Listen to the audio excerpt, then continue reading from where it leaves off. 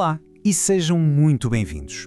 Olha, é muito comum, não é? Acabar um jejum e a primeira coisa que apetece é um café gelado ou um sumo de fruta fresquinho, a pensar que estamos a fazer uma escolha saudável. Mas, e se essa primeira escolha estiver, na verdade, a sabotar todo o esforço?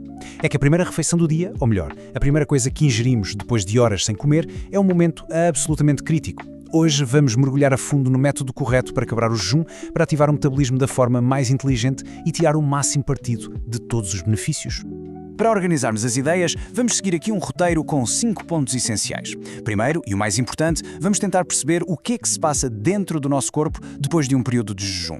Depois, vamos descobrir qual é a bebida ideal para o acordar e, claro, quais são as bebidas que funcionam como verdadeiros inimigos. A seguir, passamos para a comida, a primeira refeição sólida. E, por fim, vamos juntar todas as peças e ver como estas pequenas escolhas se traduzem em benefícios enormes para o resto do dia. Muito bem, vamos então ao que interessa. A chave para tomar as decisões certas passa, antes de mais nada, por compreender o estado em que o nosso corpo se encontra. Depois de várias horas sem comer, o organismo não está apenas com fome. Ele entra num modo de funcionamento muito particular e sensível. E esta ideia é mesmo o ponto de partida para tudo o resto. Não se trata de uma simples sensação de estômago vazio. Fisiologicamente, o corpo está a operar de uma forma diferente. Está, por um lado, super preparado para umas coisas e, por outro, extremamente vulnerável a outras. É precisamente este estado delicado que precisamos de respeitar para podermos tirar o máximo proveito dele. Ora bem, e o que é exatamente este modo sensível? Vejam bem a dualidade disto. Por um lado, o corpo está numa fase ótima, preparado para ir buscar energia diretamente às reservas de gordura. É uma oportunidade fantástica. Mas, por outro lado, o sistema digestivo está, digamos, a dormir a sesta. E os níveis de açúcar no sangue estão muito baixos. Isto quer dizer o quê? Quer dizer que a primeira coisa que entrar no sistema vai ter um impacto muito maior do que teria numa situação normal. Um impacto que pode ser ótimo ou péssimo. Vamos aprofundar um bocadinho estas 3 alterações. Primeiro ponto, o açúcar no sangue está em níveis mínimos. Isto torna o sistema incrivelmente reativo. Qualquer dose de açúcar, por mais pequena que pareça, pode provocar um pico de insulina brutal. Segundo, o sistema digestivo. O estômago e os intestinos estiveram em repouso. Estão mais contraídos, a trabalhar em câmara lenta. Atirar-lhes uma refeição pesada, de repente, seria como ligar um motor de um carro que esteve parado ao frio e arrancar logo a fundo. Não é boa ideia. E terceiro, o ponto mais fascinante. O metabolismo está neste modo de reinício, preparado para ser uma máquina de queimar gordura. A grande questão é, a nossa primeira escolha vai manter este superpoder ligado ou vai carregar no botão de off instantaneamente? Ok, com este cenário em mente, a primeira ação lógica não devia ser comer, mas sim beber. A escolha dessa primeira bebida é absolutamente fundamental.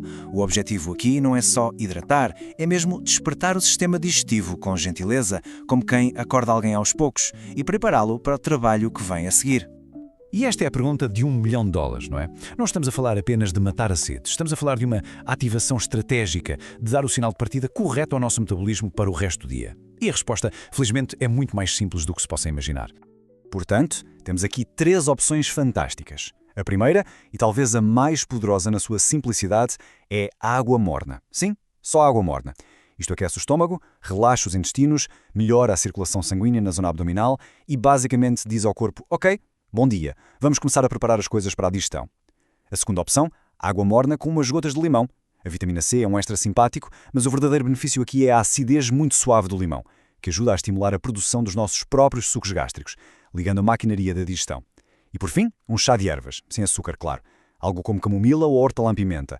Além de hidratar e aquecer, tem propriedades calmantes e anti-inflamatórias para o estômago. O ponto comum e crucial em todas elas, são mornas, são suaves e não têm açúcar.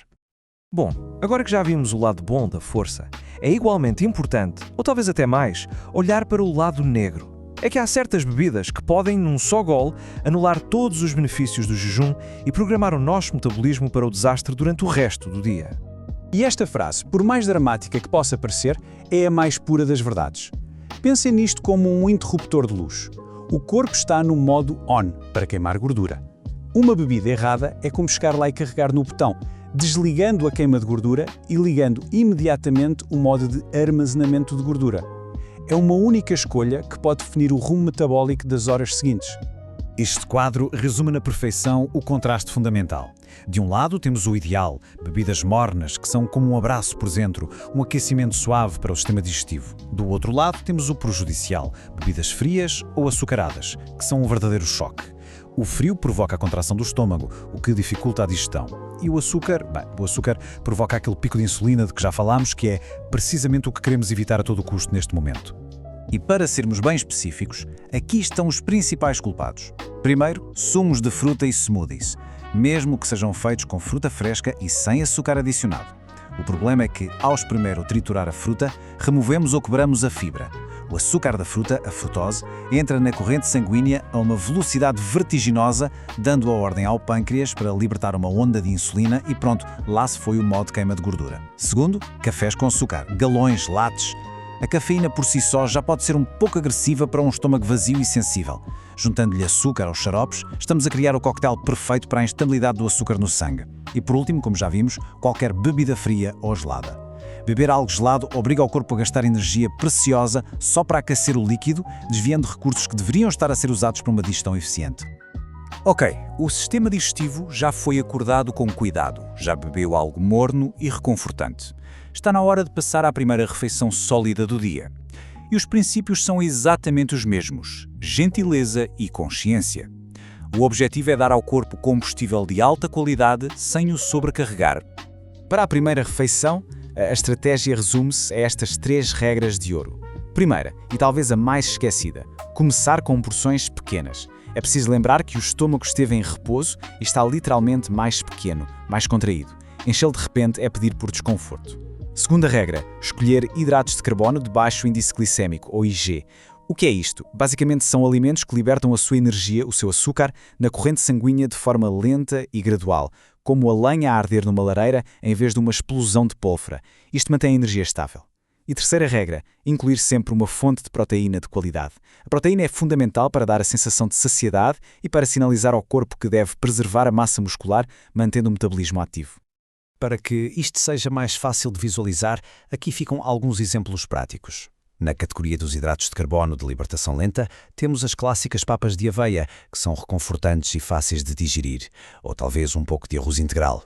Para a proteína de qualidade, os ovos são uma escolha fantástica, cozidos ou mexidos suavemente. Para quem prefere opções vegetais, o tofu funciona muito bem, ou até um pequeno punhado de nozes ou amêndoas. A ideia é simples, combinar um elemento de cada grupo, numa porção modesta, para criar uma refeição equilibrada e suave para o sistema. Já vimos o como fazer, mas é fundamental perceber o porquê. Porquê é que nos estamos a dar a todo este trabalho? Adotar estes hábitos não é sobre seguir regras por seguir, é sobre colher os frutos, obter resultados reais e positivos que se sentem ao longo de todo o dia. E os ganhos são imensos e interligados. Primeiro, o metabolismo é ativado de forma suave e eficiente. Segundo, o corpo continua a dar prioridade à queima de gordura como fonte de energia, porque não houve aquele pico de açúcar a dar a ordem contrária. Terceiro, evitam-se problemas como inchaço, gases e aquela sensação de peso no estômago. Quarto, e isto é muito importante, a estabilidade do açúcar no sangue traduz-se diretamente em mais clareza mental e foco. Acaba-se aquela quebra de energia à meia da manhã. E por fim, ao começar o dia com hidratação morna e alimentos suaves, estamos a ajudar todo o sistema de eliminação de resíduos a funcionar melhor. Esta citação resume tudo na perfeição. E não é um exagero, é mesmo assim que funciona. A primeira decisão alimentar do dia cria um efeito dominó. Ao fazer a escolha certa, está-se a programar o corpo a dar-lhe as instruções para ser uma máquina mais eficiente a queimar gordura durante as horas que seguem. É definir a intenção metabólica para o dia inteiro. E para terminar, fica esta pergunta, um convite à reflexão.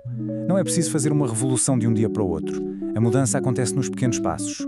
Qual é uma pequena coisa que se pode ajustar já amanhã de manhã? Talvez seja apenas trocar a bebida fria por uma morna, ou reduzir um pouco a porção da primeira refeição, ou trocar o sumo por um chá. Pensem nisso, porque esse primeiro pequeno passo pode muito bem ser o início de uma grande e positiva transformação.